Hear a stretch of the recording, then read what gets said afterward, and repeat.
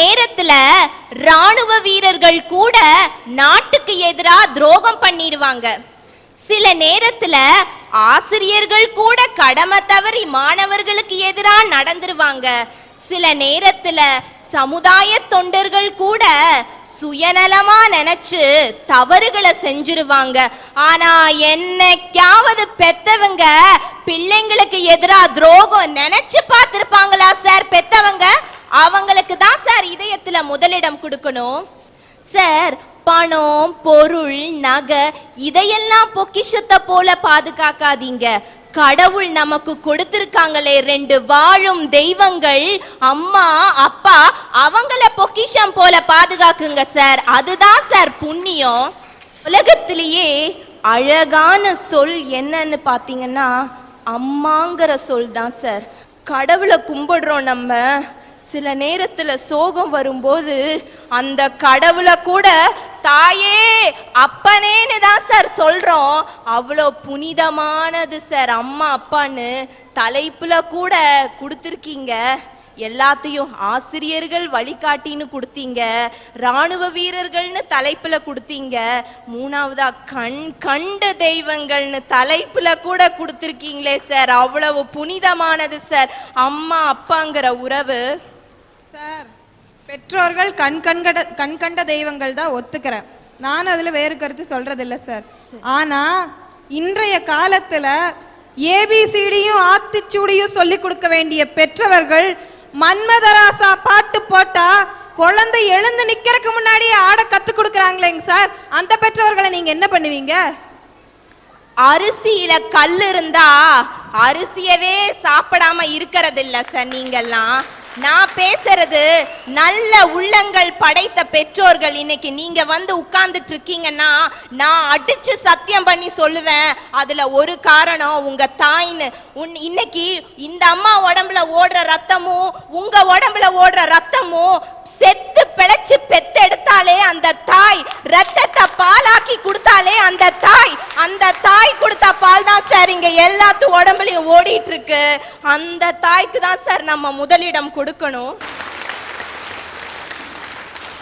வித்தாய் என்னை பெற்றாய், மாதம் 10 என்னை சுமந்தாய், முல்லை கொத்தாய் என்னை எடுத்தாய், நான் செய்த பிழையெல்லாம் மன்னித்தாய், நீதானம்மா தெய்வத்தாய்.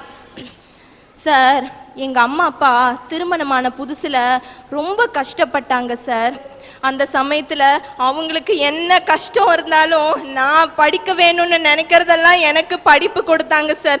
என்னென்னலாம் ஆசைப்படுறனோ அதெல்லாம் எனக்கு செஞ்சாங்க சார். எனக்கு தெரிஞ்ச நாள்லேருந்து அவங்களுக்குன்னு சந்தோஷம்னு எதையுமே தேடாம என் சந்தோஷம்தான் முக்கியம்னு வாழ்ந்துட்டு இருந்தாங்க சார். 12ஆம் வகுப்பு முடித்தேன்.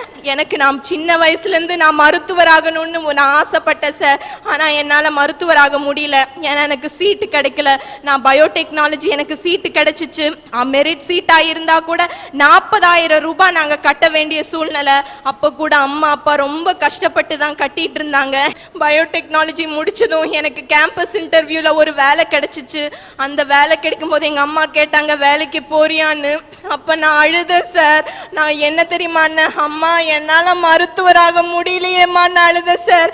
அப்போது எங்கள் அப்பாவும் அம்மாவும் பேசிட்டு அவங்க நினைச்சாங்க ஒவ்வொருத்தரு காலையும் சார் எங்க அப்பா போய் 5,000 ரூபாய் கிடைக்குமா 10,000 ரூபாய் கிடைக்குமான்னு எனக்காக காலில் விழுந்தாங்க சார். எங்க அப்பா 5,000 10,000ன்னு அவங்க அப்பா சொன்னாங்க.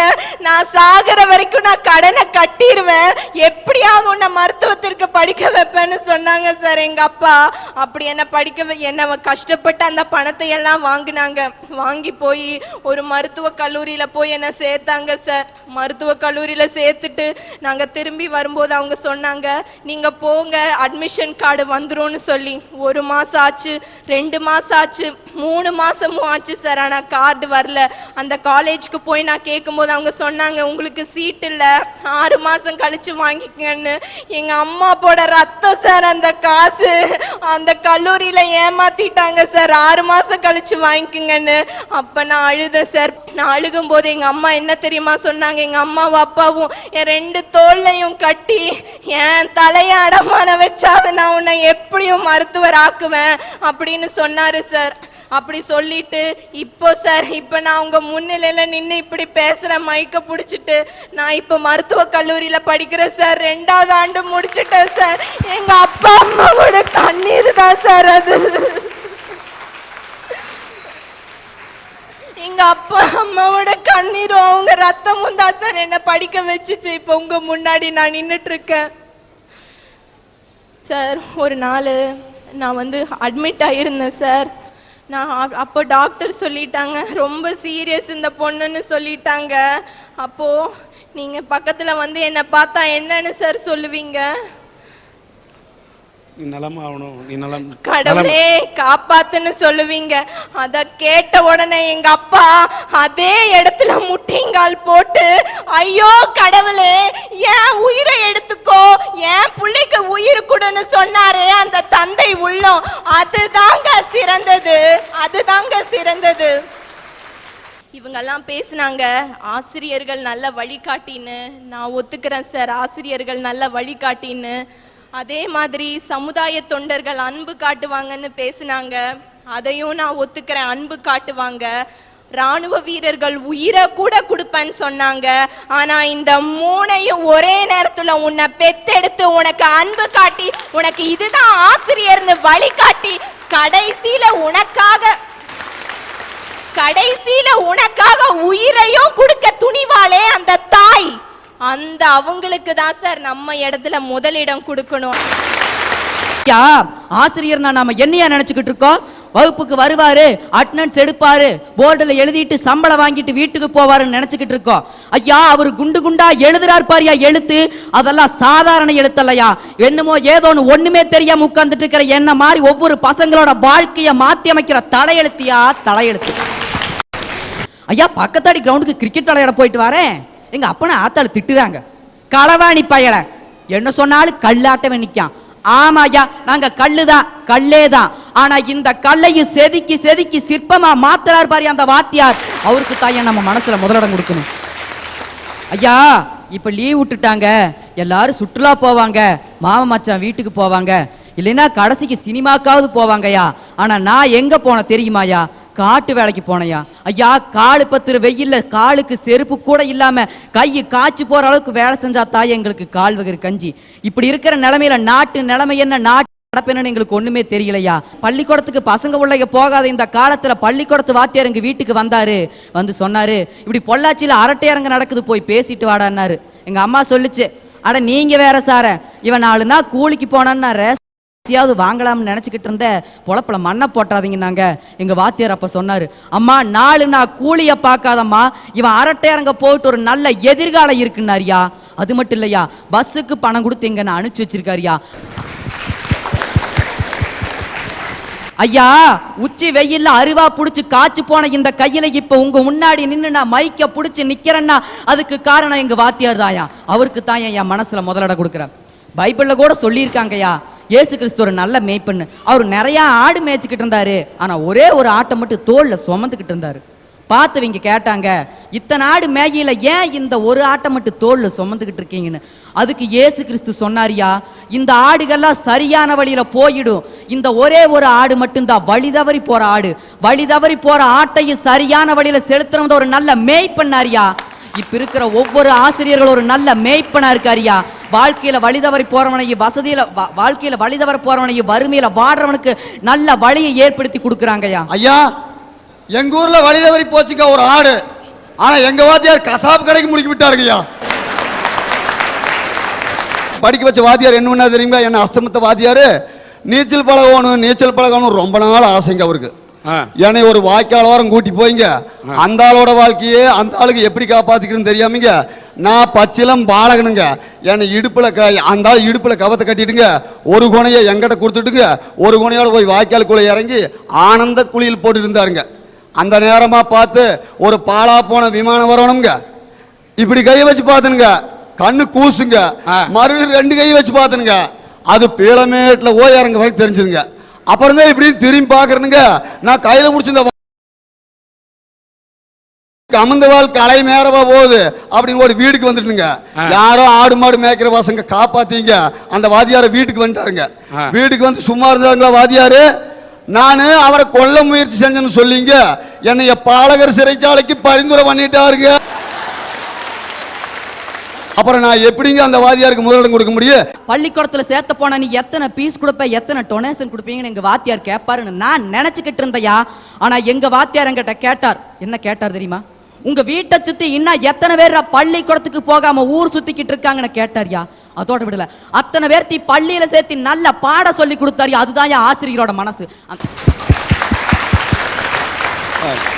அந்த மனசுக்கு நாம நம்ம மனசுல முதலிட கொடுக்கணும்யா. ஐயா கலைஞர் கண்ணதாசன் சொன்னாரு, உன்னை அறிந்தால் நீ உன்னை அறிந்தால் உலகத்தில் போராடலான்னு. ஒருத்த தன்னோட வாழ்க்கையில போராடி ஜெயிக்கணும்னா தான் யாரு, தன்னோட ஆற்றல் என்ன, தன்னோட திறமை என்னன்னு தெரிஞ்சுக்கணும்யா. வாத்தியார் அடிக்கிறாருன்னு சொல்றீங்களே, வாத்தியாருக்கு பசங்களுக்கு என்ன 3 சென்மத்து பகையா, இல்ல பரம்பரை விரோதமா, பங்காளி சண்டை, இல்ல பக்கத்து வீட்டு தண்ணி பிரச்சனையா? ஐயா நீ தப்பு செய்யற, உன்னை திருத்த அடிக்கிறாரியா. அப்பா அடிக்கிறாரு, போலீஸ்கார் அடிக்கிறாரு, அதெல்லாம் அடி. ஆனா வாத்தியார் அடிக்கிறாரு பாரியா அடி. ஒருத்தனை தன்னோட வாழ்க்கையில உயர்த்துற வெற்றி படியா இருக்கிற புனிதமான அடியா.